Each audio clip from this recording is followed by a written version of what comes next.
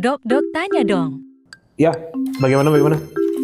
Dok, batuk seperti apa sih yang harus pergi ke dokter? Ya, jadi batuk terus terang adalah suatu kondisi yang tidak normal. Tidak ada batuk yang biasa-biasa saja. Tapi bagaimana batuk yang kira-kira kita butuh untuk mencari pertolongan khususnya ke dokter. Yang pertama, kalau batuknya lebih dari 2 minggu.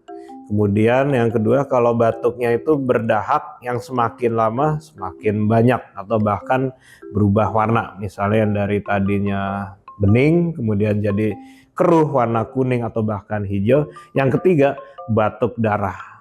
Nah, jadi pada saat kondisi-kondisi seperti itu, baik salah satu, ada dua atau tiga-tiganya, jangan ragu untuk segera datang ke dokter, khususnya dokter paru untuk diperiksa lebih lanjut.